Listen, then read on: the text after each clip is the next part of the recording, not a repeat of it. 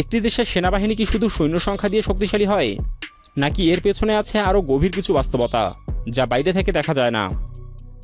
আধুনিক বিশ্বে একটি শক্তিশালী সেনাবাহিনী তৈরি হয় কয়েকটি মূল স্তম্ভের উপর। এগুলো শুধু অস্ত্র বা সৈন্য নয়, বরং একটি সম্পূর্ণ সিস্টেম যা একসাথে কাজ করে এবং একে অপরকে শক্তিশালী করে।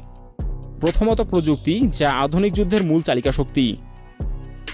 আজকের যুদ্ধক্ষেত্রে উন্নত মিসাইল, স্টেলথ প্রযুক্তি, ড্রোন, স্যাটেলাইট নজরদারি এবং সাইবার সক্ষমতা একটি দেশের সামরিক শক্তিকে কয়েক গুণ বাড়িয়ে দেয়।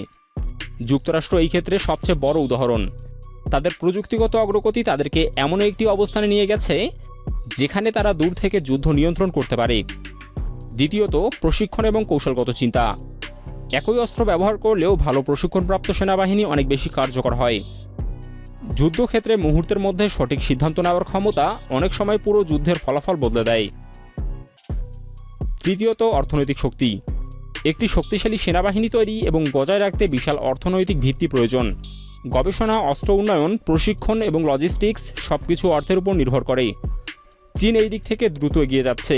তারা সামরিক খাতে ব্যাপক বিনিয়োগ করছে এবং দীর্ঘমেয়াদী পরিকল্পনা নিয়ে এগোচ্ছে। চতুর্থত, লজিস্টিক্স এবং সাপোর্ট সিস্টেম, যা অনেক সময় চোখে পড়ে না কিন্তু সবচেয়ে গুরুত্বপূর্ণ। যুদ্ধ শুধু সামনের লাইনের সৈন্যদের লড়াই নয়, পেছনে থাকে বিশাল এক সাপোর্ট নেটওয়ার্ক। খাদ্য, জ্বালানি, গোলাবারুদ, চিকিৎসা এবং পরিবহন ব্যবস্থা। এই সিস্টেম শক্তিশালী না হলে বড় সেনাবাহিনীও দীর্ঘ সময় টিকে থাকতে পারে না। পঞ্চমত, মনোবল এবং নেতৃত্ব।